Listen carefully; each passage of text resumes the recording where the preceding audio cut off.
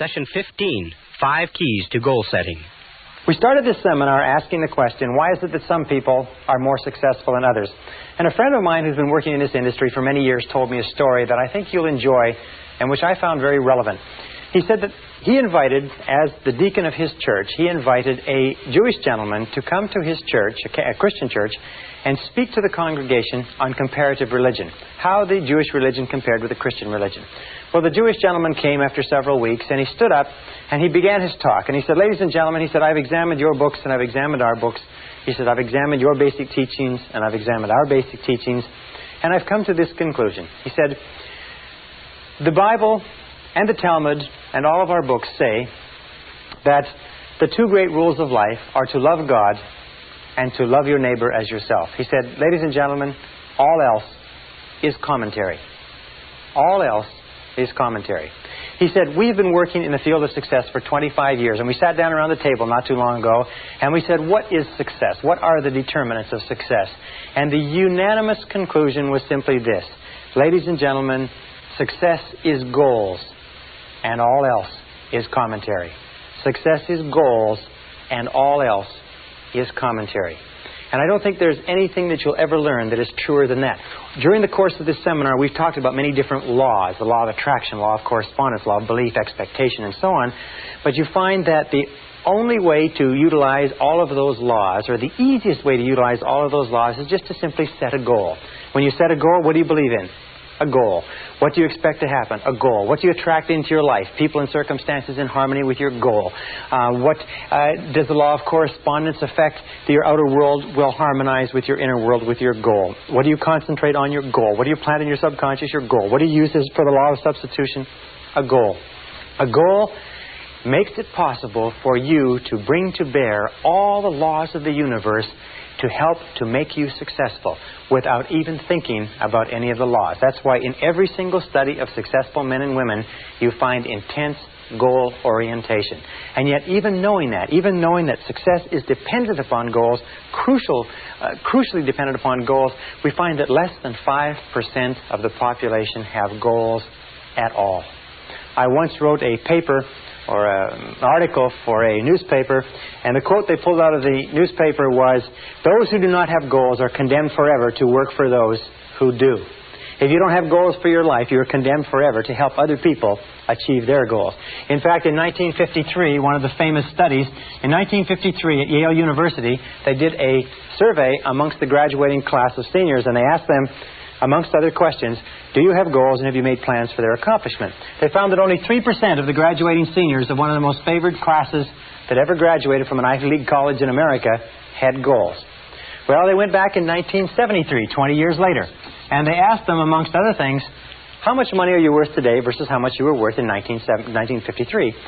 And they found that the 3% who had set goals at the beginning of their careers were worth more in financial terms than the entire other 97% put together.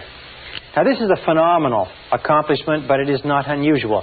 As a matter of fact, every statistic that I've looked at in studying goal setting, and I have been a fanatic on the subject of goal setting for years, shows that only 3%, 1 in 30, has clear, specific, written goals with action plans for their accomplishment. Now, let me say this, is that the ability to set goals and the ability to make action plans for their accomplishment is the master skill of success. It is the master skill. It is the most important single skill that you can ever learn. And through the course of what we're going to talk about now, if you can learn to set and accomplish one major goal, it can be the most important thing that you ever discover. More important than math, more important than science, more important than computer technology, more important than sales skills is the ability to set goals. Because once you have set goals, you trigger 80% of the population has either a vague idea of what they want or no idea at all. And by the time this session is over, I'm sure that will be changed a little bit for you. Setting goals is the master skill of success. I think that goal setting should be taught in kindergarten and first grade and second grade, right up to every single year of school. There should be some module and some process of teaching young people to set goals. It would guarantee greater success, faster and easier in life than any other single skill that a person can develop. No matter how old you are, no matter where you are today, the sooner you learn to develop the master skill of success by practice and repetition over and over again until you become completely focused as a goal-achieving human being, the sooner you learn it, the faster you will accomplish great things in your life. Now, an interesting point. Each of us has what we call a failure mechanism in life. The failure mechanism goes off automatically. The vast majority of people fail to live up to their potential. They fail to become everything they're capable of becoming. Over 80%. And the failure mechanism is what we call the comfort zone. It's the tendency to fall into a comfort zone, to do what is easy, not to avoid making the efforts necessary to succeed. Now, this failure mechanism goes off automatically. From the time we are infants, we talked earlier about the pleasure principle. We always move toward what is pleasurable, what is easy, what is fun, what is enjoyable, and we move away from what is uncomfortable, what is difficult, what requires discipline, what requires effort, and so on. However, the only way to override this failure mechanism is by activating your success mechanism. And your success mechanism is triggered by a goal. Whenever you write out a goal, you override the failure mechanism. Whenever you think about a goal, you override the failure mechanism. You see, when you set a goal, it releases positive energy. It builds up drive and desire. It gives you persistence. It gives you clarity of thought. It gives you intensity of purpose. And it moves you forward towards your objective. The only way you can break out of the comfort zone is by setting goals that are progressively higher than anything that there were no really good goal-setting methodologies. And in this course, I'm going to teach you a goal-setting methodology that is absolute dynamite, considered one of the best goal-setting methodologies that anybody's ever seen. But if you don't know how to set goals, I can tell you how to set goals, tell you to set goals all day, and it wouldn't do you any good. You can go through 12 to 15 years of school in our society and never get 1 hour on goal setting. Imagine 12 to 15 years. I've taken a postgraduate degree in business from a major university, and never once did they spend 1 hour talking about how to set and achieve goals. Never once did they discuss the master skill of success. Well, after this course, you're going to know how to set goals. So that won't be a problem. Now, the third reason why people don't set goals, and this is in order of increasing importance, is fear of rejection. The fear of rejection, as we talked about before. One of the most profound and powerful fears in our life is the fear of being criticized or ridiculed by other people. And every one of us, as children, when we were young, we said, I want to do this, I want to be a fireman, I want to go here, I want to go there. And we had somebody saying, that's stupid, or you can't accomplish that, or don't be silly, or you're too small, and so on. And what we learned at a very early age is that if we talked about a goal or something that we wanted that was bigger than we were, the most important people in our lives would ridicule us and would criticize us and make us feel bad and small. So unconsciously we made a decision, if you want to get along, you've got to go along, so we don't talk about our goals. That way nobody criticizes us. Now, as adults, we fall into the trap, an unconscious habit, we fall into the trap of not setting goals at all, and not talking about goals and not thinking about goals, then nobody can criticize you. And I will tell you this, that 80-90% of the people around you, if you decide you're going to do anything from finding a new parking spot to finding a new job or a new marriage, they will tell you that it can't be done. They'll tell you all the reasons, and they'll line them up, and they'll try to discourage you from doing anything different than you're doing. So here's the key. Keep your goals confidential. Keep goals confidential.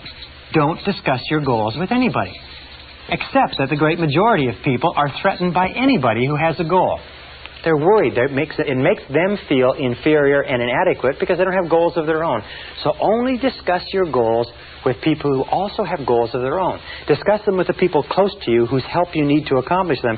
But just don't discuss your goals with people at random, and don't give them a chance to shoot the goals down. Now, the fourth reason why people don't set goals. This is the top of the list. This is the worst of all. It's our old friend, our old enemy, if you like, fear of failure. The fear of failure is the number one reason why people fail in adult life. The fear of failure, the fear that I can't. I might lose my money. I might lose my time. I might lose my investment. I can't. It causes us to become tense and stressed. It causes our heart to pound and our stomach to churn. This fear of failure is the number one reason why people underachieve and fail in life. It's because the fear of failure holds them back from or disadvantage. As Napoleon Hill said in his book, there's a valuable lesson, an opportunity, or a benefit that you can find if you look for it. That successful people, leaders, are people who never use the word failure.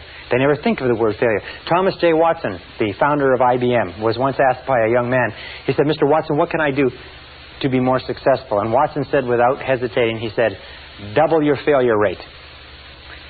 Double your failure rate. Why? It's because, let me put this down. It's because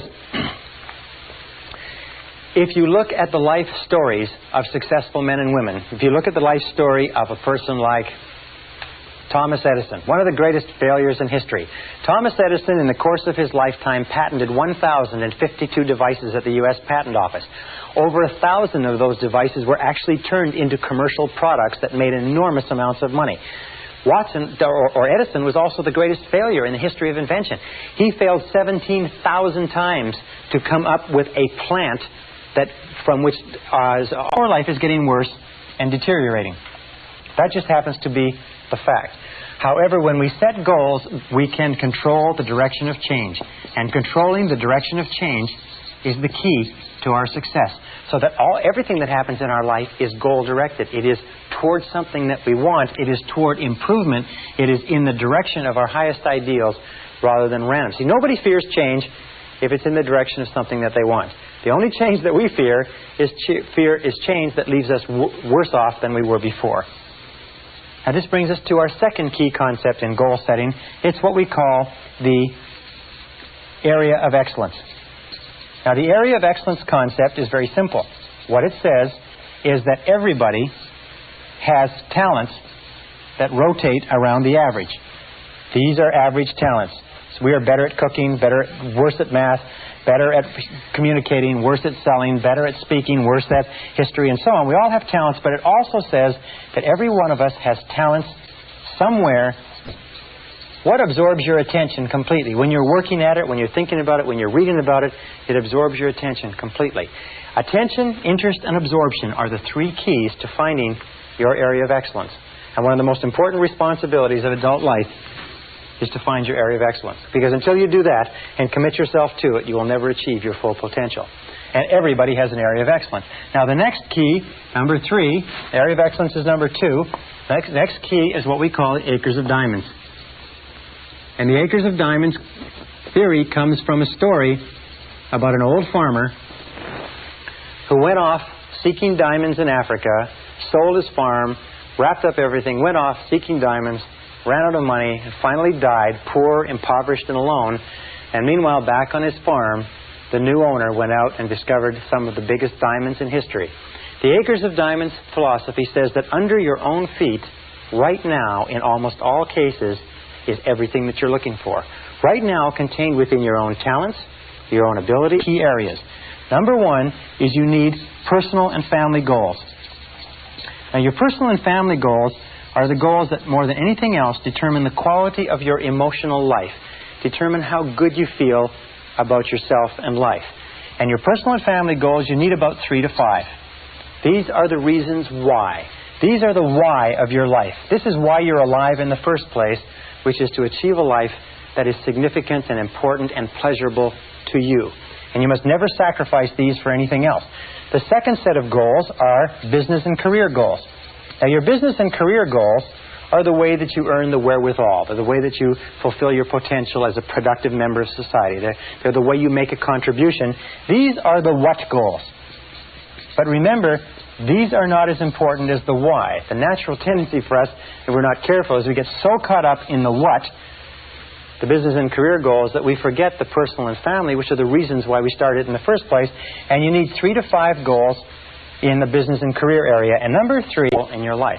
Now, it doesn't mean that you can't have several goals. You can have 10 to 15 goals going. You can have 200 to 300 if you want. But you have to have one. If somebody were to wake you up in the middle of the night and give you a shake and say, what is your major definite purpose? You should be able to open your eyes and be able to tell them just like that. Your major definite purpose must be measurable. In other words, you can't have a major definite purpose to be happy. I had one woman come up to me and she said her major definite purpose was world peace. And I said, well, your major definite purpose, in order for it to have any meaning for you, in order for it to give purpose and direction to your life, has to be under your own control. It has to be measurable. It has to be specific. It has to be tangible. It has to be something that you can do or have or be. It has to be something that when you've accomplished it, you can look at it and say, here it is, it's achieved. It can't be something nebulous, because setting a big, broad, unbounded goal is a way that we trick ourselves into setting no goal. Guys, here it is. Question number 1 is, what are your 5 basic values in life? What 5 things do you value most in life? Number 1 question. You have 60 seconds to answer this question. It's counting right now. What things do you value most in life? Your home, your car, your family, your income, your job, your career, your spiritual development, your health, your wealth, your stereo set, your new hubcaps, your intelligence, your intellectual growth. What 5 things do you value most in life? 30 seconds. Write the first 5 things that come to mind. And once you've written the answer to this question, your 5 basic values, organize them in order of priority. What is the first one? What would be number 1 if you had to throw away the other 4? What would be number 2 if you had to throw away the other 3? What would be number 3? And so on. Organize them in order of priority, number 1 through number 5. All right? 5 seconds. 4, 3, 2, 1. Question number 2 is, write your 3 most important goals in life right now. You have 30 seconds. What's your 3 most important goals in life right now? Counting. 25 seconds left. Write the first 3 goals that pop into your mind. If you can't think of anything else, write money, money, money. But write the first 3 goals that pop into mind, quickly. Okay, 10 seconds. This is an easy question. 5, 4, 3, 2, 1. Question number 3. You have 1 minute. What would you do, how would you spend your time if you found today that you only had 6 months to live? How would you spend the last 6 months of your life if you only had 6 months to live?